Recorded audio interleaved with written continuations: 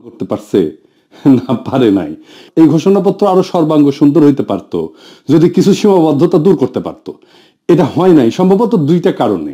এক, রাজনৈতিক দলগুলোর মধ্যে অর্গানিক ইন্টেলেকচুয়াল ক্যাপাসিটি বা বুদ্ধিবৃত্তিক ক্যাপাসিটি এটা না থাকা, বা নেহায়তি বিপ্লবের আকাঙ্ক্ষা বুঝতে ব্যর্থ হওয়া। আমি এই জন্যই বলি যে বিপ্লবের আকাঙ্ক্ষা প্রচলিত রাজনৈতিক দলগুলো ধারণ করতে না পারলে নতুন রাজনৈতিক শক্তি উত্থিত হবে। আসেন এখন আমার মতে এই ঘোষণাপত্রে 5টা প্রধান সীমাবদ্ধতা নিয়ে আলাপ করি। অনেকেই অনেক বিষয় নিয়ে আলাপ করতেছেন, সবগুলোই ভ্যালিড। আমি সেই আলাপগুলো আবার নতুন করে আমার আলাপের মধ্যে ঢুকায় আমার আলাপের কলেবর বাড়াইতে চাই না। তবে যে আলাপগুলো এখনো জনপরিসরে আসে নাই সেগুলো নিয়েই আজকের আলাপ করব। আসেন আল্লাহর নামে শুরু করি। ঘোষণাপত্রে উপনিবেশিক শক্তির বিরুদ্ধে দীর্ঘ লড়াই সংগ্রামের কথা বলা হয়েছে, কিন্তু ব্রিটিশ উপনিবেশিক শাসনের বিরুদ্ধে এই অঞ্চলের মানুষের লড়াইয়ের ধরন কেমনে হয়েছে, লড়াইটা, তার কর্তা সত্তা এবং রাষ্ট্র বাসনার যে অর্জন 1947 সালে পূর্ব পাকিস্তানের স্বাধীনতা প্রাপ্তির কথা এই ঘোষণাপত্রে উল্লেখ নাই। সত্য উচ্চারণে এরকম হীনমন্যতা, পূর্বপুরুষের বীরত্বপূর্ণ অবদানকে এড়ায় যাওয়া, তাদের মহান আত্মত্যাগের স্মৃতি অনুচ্চারিত রাখাটা ঘুরে ফিরে ওই একই বাঙালি জাতীয়তাবাদী বয়ানের রেখা যাওয়া স্থির করে দেওয়া বিন্দু থেকে আমাদের ইতিহাসকে দেখার পাঠ করার যে অলাথ চক্র তার মধ্যে আটকায় গেল। তার মানে আওয়ামী লীগের ইতিহাস যেরকম 52 সাল থেকে শুরু হয়, ঠিক একই জায়গা থেকে ওনাদের ঘোষণাপত্রের ইতিহাস শুরু হইল। এখানে দুইটা রাজনৈতিক টার্ম আমাদের একটু বুঝতে হবে। কর্তা সত্তা, ইংরেজিতে বলে এজেন্সি, কি সেটা? আমরা আগে দেখতাম যে রাজনৈতিক দলগুলো রাজনৈতিক লড়াই করে, তাদের কর্মীরা করে। 2024-এ কোনো রাজনৈতিক দল লড়াই সংগঠিত করছে, নেতৃত্ব দিছে? নাই। জনতাই রাজনৈতিক লড়াইয়ের নির্মাতা হয়েছেন। এটাই কর্তা সত্তা, এজেন্সি, নিজের ভাগ্যের নিয়ন্তা নিজেই হয়ে ওঠা। 2024 সালের বর্ষা বিপ্লব আমাদের দেখাইছে যে সাধারণ মানুষ চাইলে নিষ্ক্রিয় দর্শক বা শাসিত প্রজাতিকা দেশের রাজনীতির সবচেয়ে বড় খেলোয়াড় বা সক্রিয় কর্তা হয়ে উঠতে পারে। যখন জনগণ নিজের শক্তি সম্পর্কে সচেতন হয় এবং সেই শক্তি প্রয়োগ করার জন্য ঐক্যবদ্ধ হয়ে মাঠে নামে, তখনই জন্ম নেয় সত্যিকারের রাজনৈতিক কর্তা সত্তা, যেটা হয়েছে 2024 সালে। তো এই রাজনৈতিক কর্তা সত্তা জনগণের থাকায় লাভ কি, না থাকলে ক্ষতি কি? জনগণের রাজনৈতিক কর্তা সত্তা বা এজেন্সি একটা দেশের জন্য খুবই গুরুত্বপূর্ণ। সহজ ভাষায় এটা হলো জনগণের সেই ক্ষমতা যার মাধ্যমে তারা নিজেদের ভাগ্য নির্ধারণে সক্রিয় ভূমিকা পালন করে। এর থাকা বা না থাকার উপরে দেশের ভবিষ্যৎ এবং নাগরিকদের জীবনযাত্রার মান নির্ভর করে। যখন একটা দেশের মানুষের রাজনৈতিক এজেন্সি বা কর্তা সত্তা থাকে তার অনেক ভালো ফল আছে।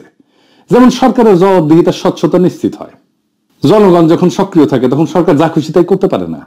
শাসকেরা জনগণের কাছে তাদের কাজের জন্য জবাবদিহি করতে বাধ্য থাকে। জনগণ প্রশ্ন করতে পারে, সমালোচনা করতে পারে এবং নির্বাচনের মাধ্যমে সরকারকে ক্ষমতা থেকে সরাইতেও পারে। এই এজেন্সি আমরা হারাই ফেলছিলাম। নাগরিক অধিকার সুরক্ষিত থাকে, মানে রাজনৈতিকভাবে সচেতন এবং সক্রিয় জনগণ তাদের সাংবিধানিক এবং মানবিক অধিকার যেমন বাক স্বাধীনতা, সমাবেশের স্বাধীনতা, ন্যায় বিচার পাওয়ার অধিকার এই সম্পর্কে সজাগ থাকে। কোন সরকার এই অধিকারগুলো কেড়ে নেওয়ার চেষ্টা করলে জনগণ ঐক্যবদ্ধভাবে প্রতিরোধ গড়ে তোলে, যেটা আমরা করছিলাম। হাসিনা এগুলো সবগুলো আমাদের কেড়ে নিয়েছিল।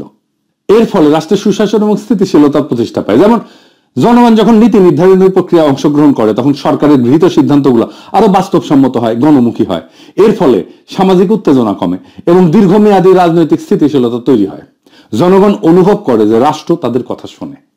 4 নাম্বার, সামাজিক ন্যায় বিচার এবং সমতা বৃদ্ধি পায়। সমাজের প্রান্তিক, দরিদ্র, অনগ্রসর এবং সুবিধাবঞ্চিত গোষ্ঠীগুলো তাদের এজেন্সির মাধ্যমে নিজেদের দাবি দাওয়া তুলে ধরতে পারে। এর ফলে রাষ্ট্র তাদের প্রতি নজর দিতে বাধ্য হয় এবং সমাজে অর্থনৈতিক এবং সামাজিক বৈষম্য কমে আসে। যেমন ধরেন শ্রমিক সংগঠনগুলো তাদের কর্তা সত্তা প্রয়োগ করে ন্যায্য মজুরি এবং নিরাপদ কর্ম পরিবেশ আদায় করে নিতে পারে। এবং 5 নাম্বার, জাতীয়তাবোধ এবং দেশপ্রেম শক্তিশালী হয়। যখন জনগণ মনে করে যে দেশটা তাদের এবং দেশের ভালো মন্দে তাদের ভূমিকা আছে, তখন তাদের মধ্যে স্বাভাবিকভাবেই দেশপ্রেম, জাতীয়তাবোধ বৃদ্ধি পায়। তারা দেশের সম্পদ রক্ষা করে, দেশের উন্নয়নে নিজেদেরকে অংশীদার মনে করে। আর যেই দেশে জনগণের রাজনৈতিক এজেন্সি না থাকে সেই দেশে এক অন্ধকার পরিস্থিতি তৈরি হয়। সেই দেশে স্বৈরাচারী আর নিপীড়নমূলক শাসনের জন্ম হয়, যেটা হাসিনার আমলে হয়েছে। শাসকেরা যা খুশি তাই করতে পারে। সরকার ধীরে ধীরে স্বৈরাচারী হয়ে ওঠে এবং জনগণের উপর নিপীড়ন, নির্যাতন চালায়। ভিন্ন মতকে শক্তি দিয়ে দমন করা হয়। হাসিনা যা যা করছে, হাসিনার আমলে আমরা এজেন্সি হারাইছিলাম। আমাদের কর্তা সত্তা হারাইছিলাম। ব্যাপক দুর্নীতি এবং সম্পদ লুণ্ঠন হয়, কারণ সরকারের কোনো জবাবদিহিতা থাকে না। রাষ্ট্রীয় সম্পদকে ব্যক্তিগত সম্পদে পরিণত করা হয়। ক্ষমতাসীন এবং তাদের মদতপুষ্ট একটা গোষ্ঠী ব্যাপক দুর্নীতিতে জড়ায় পড়ে, দেশের সম্পদ বিদেশে পাচার হয়ে যায় এবং সাধারণ মানুষ রাষ্ট্রীয় সম্পদের সুফল থেকে বঞ্চিত হয়। একই জিনিস ঘটছে হাসিনার আমলে। এর ফলে দেশ অর্থনৈতিকভাবে পঙ্গু হয়ে যায়, ধনী গরিবের মধ্যে বৈষম্য আকাশচুম্বী হয়। এজেন্সি না থাকলে নাগরিক অধিকারের চরম লঙ্ঘন হয়। যেখানে এজেন্সি নাই সেখানে অধিকারও নাই। মানুষের কথা বলার স্বাধীনতা, সংবাদপত্রের স্বাধীনতা, এমনকি নিরাপদে বেঁচে থাকার অধিকারও কেড়ে নেওয়া হয়। আইন বিচার ব্যবস্থা ক্ষমতাসীনদের হাতিয়ারে পরিণত হয়। দেখছেন না হাসিনার আমলে যা যা হয়েছে, সব আমাদের এজেন্সি বা কর্তা সত্তা হারানোর ফল। এর ফলে জনগণ দ্বিতীয় শ্রেণীর নাগরিকে পরিণত হয়। তাদের জীবন, সম্পদ, সম্মান সব হুমকির মুখে থাকে এবং জবাবদিহিতা না থাকায় অযোগ্য ব্যক্তিদেরকে গুরুত্বপূর্ণ পদে বসায় এবং দেশের জন্য ক্ষতিকর সব সিদ্ধান্ত নেয়। যেহেতু জনগণ কথা বলতে পারে না, তাই সেই ভুল বা সিদ্ধান্তগুলোই চলতে থাকে এবং রাষ্ট্র হিসেবে দেশটা ব্যর্থ হইতে শুরু করে। এর ফলে শিক্ষা, স্বাস্থ্য, অর্থনীতির মতো সমস্ত গুরুত্বপূর্ণ কাজ ভেঙে পড়ে একে একে এবং দেশের ভবিষ্যৎ অন্ধকার হয়ে যায়। সামাজিক স্থবিরতা দেখা দেয়, হতাশা দেখা দেয়। জনগণ যখন দেখে যে দেশে ভালো মন্দ তাদের কিছুই করার নাই, কিছু যায় আসে না, তখন তাদের মধ্যে তীব্র হতাশাবোধ এবং বিচ্ছিন্নতাবোধ জন্মায়। তরুণ প্রজন্ম দেশের প্রতি আস্থা হারায় ফেলে এবং সুযোগ পেলে দেশ ছেড়ে চলে যেতে চায়। সমাজের সৃষ্টিশীলতা এবং অগ্রগতির পথ বন্ধ হয়ে যায়। তার মানে জনগণের রাজনৈতিক এজেন্সি বা কর্তা সত্তা, এটা হইতেছে একটা সুস্থ কার্যকর রাষ্ট্রের হৃৎপিণ্ড। এটা থাকলে রাষ্ট্র জনগণের শক্তিতে বলিয়ান হয়, আর না থাকলে সেই রাষ্ট্র একটা অন্তঃসার শূন্য কাঠামোতে পরিণত হয়, যে কোনো সময় যেটা ভেঙে পড়তে পারে। আমরা আমাদের এজেন্সি, আমাদের কর্তা সত্তা এই 2024-এ নিজের হাতে নিতে পারছি। এটাই 2024-এর বিপ্লবের সবচেয়ে বড় সাফল্য। এইবার আসেন আমাদের জুলাই ঘোষণাপত্রের দ্বিতীয় সীমাবদ্ধতার কথা বলি। বাংলাদেশের সাম্প্রতিক ইতিহাসের গুরুত্বপূর্ণ সবগুলো ঘটনার কথা উল্লেখ আছে এখানে, খুব ভালো। 1975 সালের 7ই নভেম্বরের সিপাহী জনতার বিপ্লবের কথাও আছে, কিন্তু 1975 সালের 15ই আগস্টের বিপ্লবের কথা নাই। কেউ আর তারে ওন করে না। এই জন্যই আওয়ামী লীগ মর্সিয়া গাইতে পারে, বঙ্গবল্টু মরে নাই। 1975-এর 15 আগস্ট দেশপ্রেমিক সেনাবাহিনী শেখ মুজিবের বাকশাল সরকারকে উৎখাত করে। সেই বিপ্লব জনতা অভিষিক্ত করে, পথে নামে আসা তাদেরকে অভিনন্দিত করে।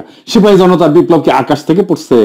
90-এর সামরিক স্বৈরাচারের বিরুদ্ধে গণ অভ্যুত্থানের পর 3 জোটের রূপরেখা এটা লেখা হয়েছিল, সেটা লঙ্ঘন করছে।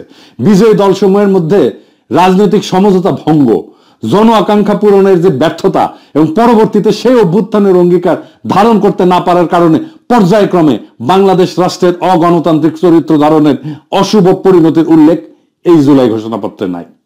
তত্ত্বাবধায়ক সরকার ব্যবস্থা ধ্বংস করার বিষয়ে উল্লেখ নাই। কেন, কিভাবে এই ফাংশনিং ব্যবস্থাটা ধ্বংস হইল সেটার কোনো উল্লেখ আছে? নাই। তবে একই ঘটনা আবার ঘটলে আমি সেটাকে কিভাবে বাধা দেব? এবার আসেন 3 নাম্বার সীমাবদ্ধতা। গত প্রায় 16 বছর দীর্ঘ ফ্যাসিস্ট দুঃশাসন প্রতিষ্ঠা করতে, জনগণের উপরে ধারাবাহিক নিপীড়ন চালাইতে রাষ্ট্রের মূল প্রতিষ্ঠানসমূহের মধ্যে সবচেয়ে বেশি আগ্রাসী শক্তি ব্যবহার করছে সশস্ত্র বাহিনী এবং সামরিক গোয়েন্দা সংস্থা, যাদের স্বীকৃত অপরাধ কর্মের কোনো উল্লেখ জুলাই ঘোষণাপত্রে নাই। আয়নাঘর কোথায় হয়েছে? ক্যান্টনমেন্টের মধ্যে ডিজিএফআই করছে। এতেও 36শে জুলাই পর্যন্ত হেলিকপ্টার ব্যবহার কইরা, খুন জখম কারফিউ জারি কইরা, ইন্টারনেট বন্ধ কইরা, সেনাবাহিনী নামায় গুলি চালানোতে নেতৃত্ব প্রদানকারী খুনি জেনারেল সফটের সকল রাষ্ট্রদ্রোহী অপরাধের ঘটনাগুলো লুকায় ফেলা হয়েছে। স্পষ্ট কইরা সেনাবাহিনীর তরুণ সৈনিক অফিসারদের অংশগ্রহণের সংগ্রামী বৈশিষ্ট্যের কথা না বইলা সাধারণভাবে জনসাধারণের পক্ষে সেনাবাহিনীর অবস্থান গ্রহণের কথা উল্লেখ করা হয়েছে। সত্য কথা, ইনসাফের কথা, ন্যায়ের কথা এবং সঠিক কথাটা হইতেছে যে মার্চ টু ঢাকা কর্মসূচির দিন 36শে জুলাই বা 5ই আগস্ট বিপুল গণস্রোত এবং প্রধানত সৈনিকদের চাপের মুখে শীর্ষ সামরিক নেতৃবৃন্দ চূড়ান্ত এবং শেষ পর্বে গণ অভ্যুত্থানে বাধা না দিয়া 5 তারিখে আরো প্রাণহানি এবং রক্তক্ষয় এবং জাতীয় বিপর্যয় এড়াইতে সহায়তা করছে। 4 নাম্বার সীমাবদ্ধতা। হাসিনার ফ্যাসিবাদী শাসন প্রতিষ্ঠার পেছনে ব্যবহৃত সবচেয়ে দুর্বিষহ অস্ত্র সাংস্কৃতিক যুদ্ধের নাম ছিল ইসলামোফোবিয়া। দেশের ধর্মপ্রাণ সংখ্যাগরিষ্ঠ মানুষ, আলেম ওলামা, মাদ্রাসা ছাত্রদের বিরুদ্ধে লাগাতার এই অস্ত্র ব্যবহার করে হাসিনা যুদ্ধ চালায় গেছে। 2013 সালের 5ই মে শাপলা চত্বরে রাতের অন্ধকারে লাইট লিভায় রাষ্ট্রীয় বাহিনী দিয়ে নারকীয় হত্যাযজ্ঞ পরিচালনা করা হয়েছে। যে হৃদয় বিদারক ঘটনাটা আমাদের ইতিহাসে একটা সুগভীর ক্ষত সৃষ্টি করছে। ব্রিটিশ উপনিবেশিক শাসনকাল থেকে শুরু করে সকল আজাদী আন্দোলনে, অধিকার আদায়ের সংগ্রামে এদেশের ধর্মপ্রাণ মানুষ, আলেম ওলামা এবং মাদ্রাসা শিক্ষার্থীদের অংশগ্রহণ, আত্মত্যাগ এবং অবদানকে সবসময় অবহেলা, আড়াল এবং মুছে দেওয়ার একটা দুষ্ট ক্ষত আমাদের ইতিহাসে গেড়ে বসছে। এই উগ্র জাতীয়তাবাদী তথাকথিত প্রগতিশীল দুষ্ট ক্ষতের ইতিহাস আবার পুনরাবৃত্ত হয়েছে। তাদের লড়াইয়ের যথাযথ মর্যাদা, স্বীকৃতি, বাংলাদেশের ভবিষ্যৎ রাষ্ট্র গঠনের আকাঙ্ক্ষায় তাদের অবদান এবং ত্যাগের যথাযথ হিস্সা ছাড়া কোনোদিন আমাদের এই স্বপ্ন, বাংলাদেশ গড়ার স্বপ্ন পরিপূর্ণ হবে না। বাংলাদেশের আলেম ওলামা মাদ্রাসা শিক্ষিতদের ব্যাপক এবং সর্বাত্মক অংশগ্রহণ ছাড়া 2024-এর বিপ্লব সফল হতো না, এটা লিখে রাখতে পারেন। পঞ্চম সীমাবদ্ধতা। 2024-এর বিপ্লবে মেহনতি মানুষ এবং নারীর অংশগ্রহণের প্রশ্নটা দৃশ্যমানভাবে আসেনি। জুলাই গণ অভ্যুত্থানে অংশগ্রহণকারী বড় দুইটা শক্তি ছিল শহরের মেহনতি মানুষ এবং নারী সমাজ। বৈষম্য বিরোধী সংগ্রামের এই বৈশিষ্ট্য ঘোষণাপত্রে উল্লেখ করা হয়নি। অর্থনৈতিকভাবে অনগ্রসর জনগোষ্ঠী এবং নারী সমাজ যে রাষ্ট্রীয়, অর্থনৈতিক এবং সামাজিক স্তরে সৃষ্ট বৈষম্যের অবসান চায়, জুলাই গণ অভ্যুত্থানে সেই আকাঙ্ক্ষা খুব স্পষ্টভাবে ফুটে উঠছিল। এই জনগোষ্ঠীর সমানাধিকারের আকাঙ্ক্ষা আন্দোলনের অগ্রভাগে ছিল, নেতৃত্ব দিছিল এবং তাদের বেশিরভাগই হতাহত হয়েছে। অধিকার সচেতনতা, বঞ্চনার বিরোধিতা এবং ইনসাফের ধারণা এই জনগোষ্ঠীকে সংগঠিত করার একটা গুরুত্বপূর্ণ ভূমিকা রাখছে। নতুন বাংলাদেশের অর্থনৈতিক নীতি কি বৈষম্য মোচন বা দারিদ্র বিলোপের দিকে পরিচালিত হবে? তার উপরেই নির্ভর করতেছে নতুন রাষ্ট্র ব্যবস্থার চরিত্র এবং স্থিতিশীলতা। কর্মসংস্থান, শিক্ষা এবং সামাজিক কর্মকাণ্ডে নারীর নিরাপত্তার পরিবেশ তৈরি করে জুলাই গণ অভ্যুত্থানে অংশগ্রহণকারী নারী সমাজকে ত্যাগ এবং অবদানের যথাযথ স্বীকৃতি দিতে হবে। এই ঘোষণাপত্র পড়ে মনেই হয় না যে এই বর্ষা বিপ্লব ছিল একটা শহুরে দরিদ্রদের লড়াই। আমাদের এলিটরা সবসময় আমাদের মুরগি দেখায় আর ডাল খাওয়ায়। সুকুমার রায়ের একটা ছড়া আছে, নাকের বদলে নরুন পাইলাম, তাইরে নাইরে না। আমাদের হাতে নরুন ধরায় দিছে। রাজনৈতিক দলগুলোকে বলবেন, জিজ্ঞেস করবেন পয়েন্ট ধরে ধরে যে কেন আপনারা এই বিষয়গুলোকে যুক্ত করেন নাই, না হলে তারা নিজেদেরকে দেশের মালিক ভাবা বন্ধ করবে না। রাজনৈতিক দলগুলোকে মনে রাখতে হবে দেশের মালিক জনগণ, জনগণই সার্বভৌম ক্ষমতার উৎস। আপনারা আশা জাগান কিন্তু ডেলিভার করতে পারেন না, খুবই হতাশাজনক। জুলাই ঘোষণাপত্র একটা গুরুত্বপূর্ণ মাইল ফলক, এতে কোনো সন্দেহ নাই, কিন্তু এটা কোনোভাবেই শেষ গন্তব্য না, শেষ কথা না। এটা আমাদের দীর্ঘ লড়াই, ত্যাগ এবং স্বপ্নের এক ক্ষণিক প্রতিফলন, যার পেছনে আছে বহু রক্ত, অশ্রু আর আশার গল্প। এই ঘোষণার জন্ম হয়েছে এক গর্জে ওঠা সময়ের ভেতর থেকে, যখন মানুষ আর তাকাইছিল না কোনো নেতা বা দলের দিকে, বরং নিজেরা হাতে তুলে নিছিল রাজনৈতিক কর্তা সত্তার ভার। কিন্তু যে ঘোষণাপত্রের জন্ম হলো এই রক্ত গরম বাস্তবতা থেকে, সেটা যদি সেই বাস্তবতার বহু বর্ণ, বহু স্বর এবং মূল তাগিদকে ধারণ করতে ব্যর্থ হয়, তাহলে সেটা এক অর্থে জনগণের সাথে বিশ্বাসঘাতকতা হবে। যারা ময়দানে প্রাণ দিল, যারা নিঃস্ব হয়েও আশায় বুক বাঁধলো, যারা চোখের সামনে ভাই বোন হারালো, তাদের ইতিহাস, তাদের দাবি, তাদের আত্মত্যাগের ভাষা বাদ পড়ে গেল। ঘোষণাপত্র না, সেটা হয়ে ওঠে আবার এক শ্রেণীর ক্ষমতা কাঠামোর পুনরুৎপাদনের হাতিয়ার। এই ব্যর্থতা নিয়ে নিরুৎসাহিত হওয়া যাবে না, বরং এই ব্যর্থতা থেকে নতুন শক্তির জন্ম দিতে হবে। যদি প্রচলিত রাজনৈতিক দলগুলো এজেন্সিহীন, ভবিষ্যৎ বিমুখ হইয়া পড়ে, তবে নতুন নেতৃত্ব, নতুন কাঠামো, নতুন চেতনার আবির্ভাব হবে। কেননা ইতিহাস দাঁড়ায় থাকে না, সে আগায় যায়, পেছনে ফেলে দেয় তাকেই যাকে সে ব্যর্থ মনে করে। তাই আসেন আমরা এই ঘোষণাপত্রকে একটা খসড়া হিসেবে বিবেচনা করি। এটা জনগণের অসীম শক্তির সামনে একটা খোলা চিঠি, যা আবার লেখা হবে, আবার সম্পাদিত হবে, আবার জনগণই তার রূপ নির্ধারণ করবে।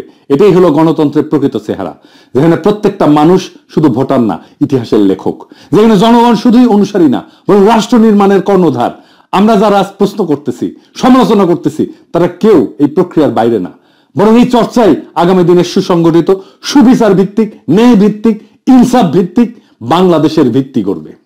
বর্ষা বিপ্লব একদিনের ব্যাপার না, এই শুরু, শেষ না। এইটা একটা যাত্রা, এটা একটা জার্নি। এখানে গন্তব্যের দিকে যাত্রা আছে, কিন্তু গন্তব্যে পৌঁছানো নাই। গন্তব্য সবসময় অধরা থাকে। আমরা প্রত্যেক দিন একটু একটু করে অগ্রসর হই আরো ভালো, আরো প্রগতিশীল, আরো মানবিক আর একটা রাষ্ট্রের দিকে। এটাই আমাদের যাত্রা, এটাই আমাদের রাজনীতি, এটাই রাষ্ট্র গঠন। ইনকিলাব জিন্দাবাদ।